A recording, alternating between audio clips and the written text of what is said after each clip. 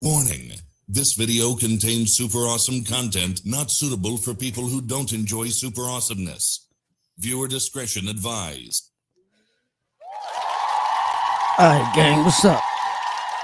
All right, check it out. Today, we got DJ Envy in the hot seat. He's been accused of scamming. Yep, they're accusing DJ Envy of scamming.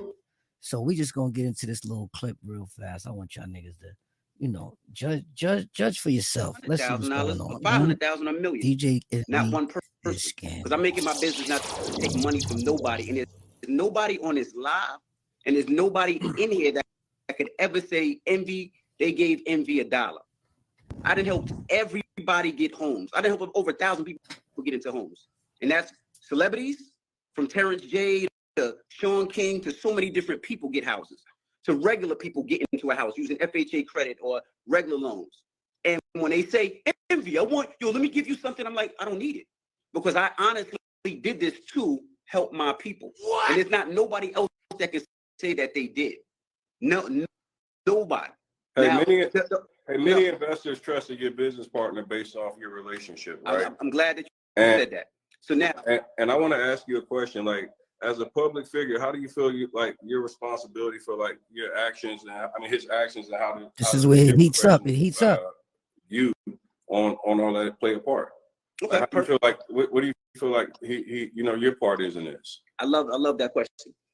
This is the thing. I have many different partners. What? I got partners that own water. I got partners when it comes to real estate. I got partners when it comes to clothing lines. I got partners when it comes to many different things. Many different things. So let me ask you a question. Me and you own a barbershop, right? Barbershop does well. On the side, you're a pedophile, and I don't know you're a pedophile. Are they gonna say DJ Envy's partner is a pedophile and I knew about it? No, nigga, I didn't know what you did on the side or what you was doing. Not to say that even Caesar was doing anything right or wrong, because I just admitted he don't do his due diligence. That's between them and whatever happened. But did I say, here, take this money and give it to this person or do this with this money? I never did. And nobody's ever come to me. And anybody who's ever came, if you ever came to my seminar, I tell everybody on this stage, whether it's credit repair or it's a conventional lender, do your homework, because I don't trust anybody. And I said that. And I said the reason I don't trust anybody is because, like anything in this world, somebody will treat me different because I'm a quote unquote celebrity than they'll treat somebody else. And if you've been to my seminars, I say that 1,000,000 times, where the speakers get offended sometimes. But the reason I do that is because I don't trust people. I don't trust anybody. I don't. That's just me. Even with real estate. I'm not a person that just buys because I never seen. I need to touch the house. I need to feel it. I need to walk through it. I need to know things on my own. So if by you putting out DJ Envy and a picture of me and Caesar saying that y'all did that, I didn't scam nobody for no money. I didn't take no money. And like I said, the thing with me and you is where I go from different is you know me. You say you didn't have my number. My number's the same. You got my number. You can call me anytime. This seems like you premeditated, guys. What you think? And as soon as I heard, what did I do? I said my number. But let me ask you a question, because the guy last night, he said that he gave Caesar $1 million. When he said he came to the office, you were right there to greet him. He said he felt like you were part of the entire process as far as bringing him into the, him even deciding to make this investment. He's like, I would never have made $1 million investment if I didn't have DJ Envy co-signing him and telling me that, he's a good dude. And then I come to the office and he's in the exact same office as I'm walking in before we even come to an agreement on the deal. So how do you feel like you play a part in that when an investor feels like, hey, my investment decision is based off the fact that I'm watching you sit in the same office with this guy, right? This guy said he was on his deathbed. He got $1 million lawsuit from a multi-million-dollar lawsuit from almost dying. He invests his money with Caesar and he's been chasing his money. Now you telling me because I'm in the same office with somebody doing my car show business and somebody's in another office building, another office spot doing something else that I know what he's doing in that office space. And I greet everybody that comes in the office. You know why? Because that's what my mom taught me to do, because I'm a respectful, kind person. I don't care if you're young, if you're old, if you're black, if you're white, if you're Spanish. If you walk into my office, I look everybody in the eye and I say hello. And the reason why I do that is because 9 times out of 10, I got a couple $100,000 car outside and I want to see who's coming in and out my office. Now, if you go into another office and have a conversation with somebody and you decide to do whatever you want to do, that has nothing to do with envy. If you say, if Envy said do this because I said it's cool, Might that's have a different point. story. If you see Envy's name on the contract, that's a different story. But now it seems like you fishing for things that put me involved. Just because I'm in the office with somebody else doesn't mean that me and that person is doing anything with each other. Well, Doesn't mean I'm co-signing anybody. Doesn't mean that at all. And now that person, we all look at you. We look at you and Caesar from a perspective that you guys are business. Somebody's partners. capping. So, like every time I've ever seen it, anything with real estate, you guys both do it together. Like no, we all business partners. When I see the events, anytime I see Caesar never speaks. I only hear you speak. So no, Caesar definitely speaks. Every time we see an ad, I see he's looking over like this, and you are actually doing the presentation. So he's not like the person that's the spokesperson. So I'm just like, just being real. Just being real, when we look at it, stutter gang. This man wouldn't have, nobody would fuck with Caesar if it wasn't for DJ Envy. Like I wouldn't know who he was if it wasn't for you. Like most of these people wouldn't, when you say I'm attaching you, it's because you marketed them. Everywhere we see Flipping NJ, there's DJ Envy. Get him. So if I'm just looking at it and I'm saying, if this is a guy that I'm investing with, I'm investing based off your likeness. Well, see, this is the thing. I'm not anybody's babysitter. I don't tell people what to do and what not to do. Now, Caesar's the guy that got me into real estate. And he got me into real estate where I purchased a lot of homes. And because of that, he made me a lot of money where I own these houses and I have tenants. And I was excited about it. And I was excited about it because not too many people that look like me are buying property. So I told Caesar, let's teach people how to do it. Now, we taught a lot of people how to do it. We taught people about FHA and things that people had no idea about. Now, that's my business with Caesar. That's my business with a lot of people. Now, if you go outside of that and want to jump in on your own, that has nothing to do with the kid. That has nothing to do with me. I'm not part of those deals. I'm not part of anything that goes on. I could be a partner with Elon Musk. And me, Elon That's crazy Musk, how he just excluded himself out of all that. He definitely don't want to be attached to that shit. And he does some foul shit on the space property. People are like, oh, well, I invested because Envy was part of the Tesla. No, that ain't got. Then people need to stop being followers and be leaders. People got to do their own homework. When I give anybody money for any of my investments, some do well, some don't do well. All my investments, I do my own homework. If you come up to me right now and say, yo, Envy, I got a crib in Miami and it's worth this. I'm not doing it because you're a nice guy that got a lot of followers. I would be a fucking asshole. I call my accountant and I'm like, hey, look at this deal. Does this deal make sense? No, it doesn't make sense. I'm not doing it. So that's how it is. That's what people I like keeping it real, right? 100%. So how has your business dealings been with Caesar? Some have been great, some haven't been. Here we go. Some have been really good and I made a lot of money, and some have been slow. And that's why I say when people invest money, sometimes it goes like this, right? And you know this. I didn't hit with Caesar a couple of times and flip money in less than 30 days. What? Some of my builders, like the school, we still got, and I haven't got my money back yet. But I know that's part of the game. But I also do know there's certain things that need to happen. Like when it comes to Caesar, we've had a conversation and I spoke to him and I spoke to Jen and I told him if he does, and I asked him personally, I said, do you owe people money? Does he owe you money? We have an investment together that we're going to sell. He does not owe me money. We partnered up on a property. We partnered up on a property. Does he owe you money, DJ Envy? It's a school. Let me tell you. You and I talked offline, DJ Envy. No, I'm gonna tell you 100%. No, I'm gonna tell you. You can't do that, DJ Envy. I'm gonna tell you. DJ Envy can't do that. No, but if we're gonna tell the truth, we gotta tell the truth. We gonna tell the truth. Now. We speaking the truth. Because I tell you everything. I talk to you offline. That's what I'm saying. I told you, me and Caesar, we bought a school. That's so the they only admitted they outstanding spoke deal before that we this, had. y'all. This that was school coach. never came back, and that school is not done yet. When I spoke to Caesar today, I told him I have a problem, and he said, I'm giving you your money back. That's it. So we don't have any dealings with each other. And I even told you, because when we had that conversation, I called him last night. I'm like, do you owe anybody money? Caesar told me no.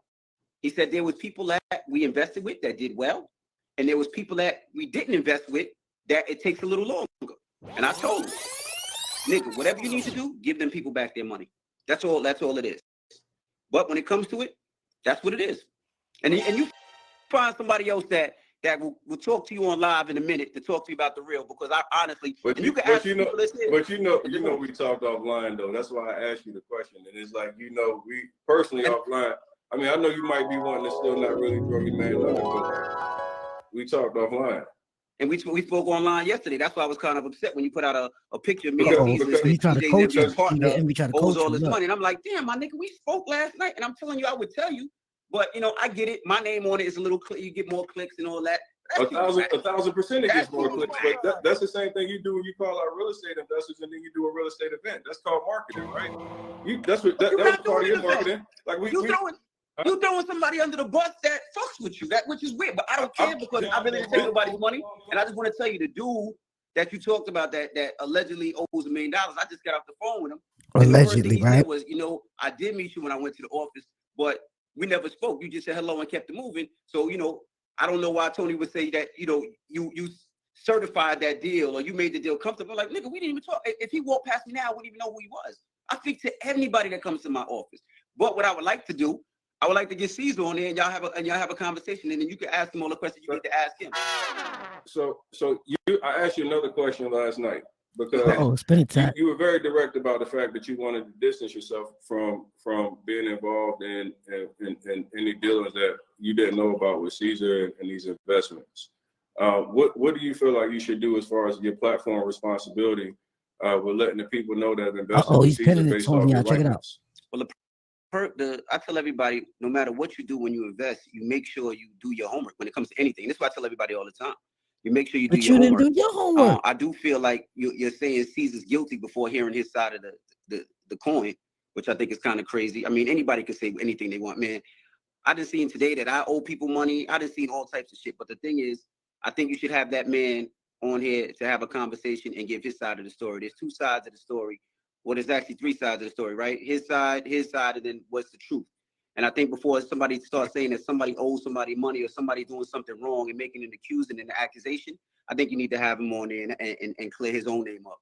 Well, I think that's fair, but I also I tried to call you today with him on the phone, and you said you were clearly busy.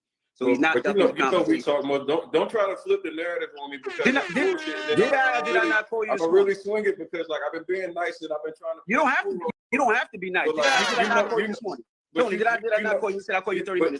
But you know you bullshitting too, right? I'm bullshit. Because the fact of the matter is that you know that you're doing bad business. You just right now really trying to distance yourself because you don't want to be implicated with it. You know that he's been fucking people over. He fucked you over. He owes you money. You told me last night he owes you money. Like this ain't me making up shit. This ain't me just coming out and attacking anybody. This is real people. And it's like even like your man, the credit dude, that was a part of y'all whole situation, bro. He's out of 150,000. And nigga was out here talking about the nigga suicide.